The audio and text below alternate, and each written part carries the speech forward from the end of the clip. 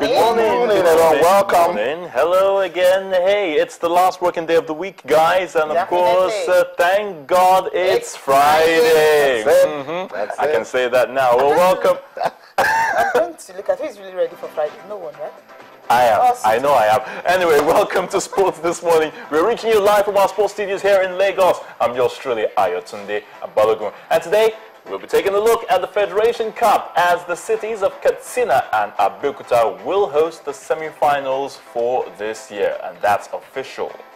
Okay, definitely we'll be looking forward to that. And don't forget, today the finals of the basketball will be decided. Who will be MA champions? Remember last year, it was between Mark Metters and Kano Pillars. And this season again is the same theme all over again. Now you ask yourself, what is happening to the team from Atlantic Conference? Because the Savannah Conference happens to be dominating basketball right now. I'm Austin Okonakpan, and today on the show we will continue our countdown to the 11th edition of the All-Africa Games that will take place in Congo, Brazzaville. Team Nigeria intensifying preparations now. We have gist coming from weightlifting, tennis, table tennis, and also boxing. Okay. Okay, let's start with the gist from the basketball scene, right? I was at the stadium yesterday and the games were awesome. Now, starting from the first one, you know, there was actually a slow game, so to speak, between Union Bank and, of course, Mark Metters. But later, Mark Metters were able to, like, try to put it in, as in the sense that try to make it a bit faster. But Union Bank had smaller boys, so to speak, kind of younger players. I think that's what the word right now. They have younger players, and at the end of the day, so what Mark Metters decided to do was kind of, okay, slow down the pace and see how they can, you know, beat these boys. And of course, we were able to win it. And Kano Pillars and of course Gombe Bulls, that game was kind of fast and furious because the Pillars boys, when they came on court, they were just not really ready to let it down, because in the first 5 minutes they were already 7 points up. That's it. I think one thing was certain, and Cecilia, Gombe Bulls, there was no way they were going to bully Kano Pillars, because we said here yesterday that they have all the experience in Nigeria's basketball. For Mark Metters, I told you guys, that they have the personnel, they have the talent. Let's just see. That's why they are taking all the players from Atlantic Conference, and of course because they have better welfare package and get the final. I'm not really jealous. They are the Manchester City of basketball. You know, they have the money. If you have good plans in place, every player will want to come play for you. So they've checked it that for players to give their best, welfare should be top notch. And that's what Mark Metters are doing. I keep saying it, they have the most talented players in Nigeria's basketball. And this is the right time for Mark Metters to say, come on, we can step up and, you know, stun Kano Pillars. I think they can do it this year. I don't think so. I don't think Kano Pillars We'll come back to talk about it. We'll come back to talk about it. Remember how what's the name? Northern Warriors pushed Kano Pillars all the way. They had to win by a single point. At some point, you start getting tired. At some point, your psychology needs to be psyched up regularly because you become complacent. If you see the game between Kano Pillars and Gombe Bulls, I don't envy Mark Metters at all, because they're really, really fast. When you have players that are fast, talking about China quickly, the D Tigers, the Nigerian basketball team, actually defeated them yesterday. Talking about one of the games ahead of the Afro Basketball Championship. So they actually won the series 2-0. So I'm not rubbing it in. I'm just saying, you know, D Tigers being able to China back to back. You know, on Tuesday they won, and on Thursday they won. So I really don't want to talk about the D Tigers without the president of the Nigeria Basketball Federation making a comment or two about what's going on with basketball in Nigeria. There's so many talks about things not going right, and I think it's about time for the NBBF to take a stance, you know, put things in the right perspective before we leave for the All-Africa Games and the Afro-Basket Championship. Some guys are in China, others are supposed to be with that team. They're back here. People have been... They're playing the final eight. Now, Islanders were actually complaining that, look, is it the calendar wasn't well worked out? I don't know what's going on. No, not really. The Afro Basketball Championship, that's it, the players are there. And you have players, I was going to talk about Islanders right now. They're talking about the fact that the best players, 2 of them are with D Tigers. So at the end of the day, not all players, not all teams would really be willing to release their best players. Islanders are complaining because of that. That's why they couldn't make it to the finals or of the playoffs and all that. They actually wanted to, you know, be in the final and all that. But they just won 1 game in 3.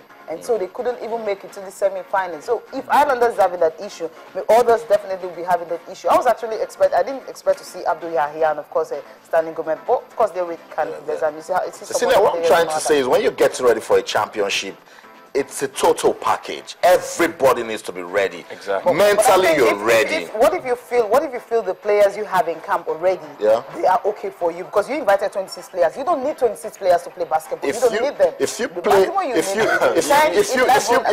for Kano Pillars and you need to be with your national team, get ready for a major championship, even when your club tells you, no, I'm saying you made the cut. I'm saying you made the cut. The finalist is not even out right now. You know, they invited 26 players, and of course when they were living here, we had just 9 players living from here. You remember that? 9 players only. The others were not even in camp at all.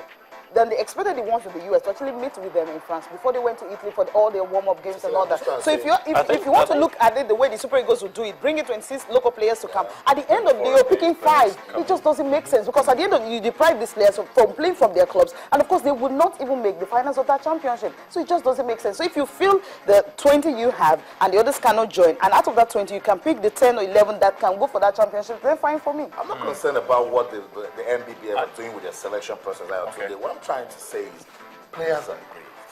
Some coaches don't like the way the NBBL are going about preparing for the AfroBasket Championship and of course the All-Africa Games. And I'm saying going to a championship, you don't need that. Everybody needs to be ready, everybody needs to be fired up, everybody needs to be optimistic, everybody needs to share the same vision because you're all going there with one goal, to win.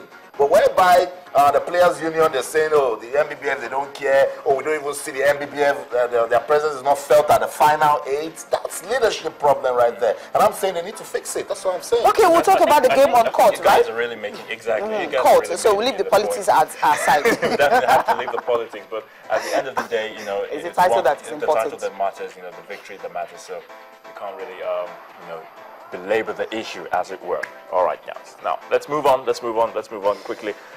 Looking at the sports paper review, that will be coming up shortly. But Austin, just so that our viewers know, we told that we're still counting down about 21 more days. 21 days to the 11th edition of the All Africa Games. Almost unbelievable. We're talking about this since the last year, December, and it's already, our time disappears. So for Team Nigeria, they're intensifying preparations now. Any federation that is not ready now should forget about it. Forget about it, you're just going to add to the number because sports in Africa is getting competitive. I can speak for table tennis because I know what I saw when I went to Yaoundé. Everybody wants to beat Nigeria. There you go. Weightlifting wasn't featured last time in Maputo. It's back again now. What is the level of preparation for our weightlifters? How many competitions? But the good thing is, they said they want to get as much as 15 gold medals. It's possible. It's possible. I think what our administrators need to understand, you don't take talent for granted. You need to always sharpen your talent. You need to always be ready. When you see some of the training programs of professionals abroad, you wonder, find out how many hours of sleep Cristiano Ronaldo or Messi gets. It's a whole lot of work. So because they know we're good in weightlifting, you just go to Akwa Ibom, go to Cross River and pick someone that can lift and... Okay, why Akwa Ibom? I'm just saying because that area has produced some good weightlifters. Calm down, Cecilia. What I'm saying is, they shouldn't just take further, because, for instance, we are good at boxing. So we'll just go there and box. No, and that's why when we go to the World Championship, the Cubans, they just beat us silly. Because I would say the referee was partial because he doesn't even know how to count the points. No, I'm just, Ayotune, what I always say is, you need to be ready. You just can't get up one morning and say, you're going to fly an airplane. You probably need to go to flying school. You need to go through a lot of instructions. You need to, be that professional to fly a plane. Yes, when you start, you just throw away, you're a lawyer. You don't read anymore. You don't update. You don't know what's going on. You don't update your database. Oh, I've been called to bar, so I can go and defend any case. You're going to lose cases. Scandalous. So I think that's what our administrators need to know. That's what our leadership needs to understand.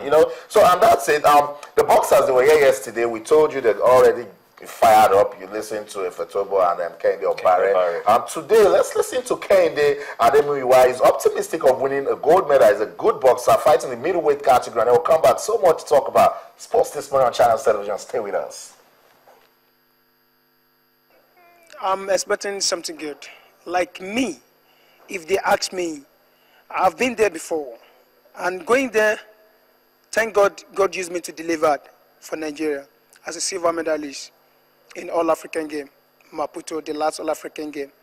So I don't want to go there no more like delivering a silver medal. I want to go there, deliver my champion, get a gold, then make the country and the name of my father to be proud. So I'm good to go. I've been in so many international games, so I'm good to go. I'm ready to go. I'm good to go. I just want to do the drills because that is what I've been choosing to do.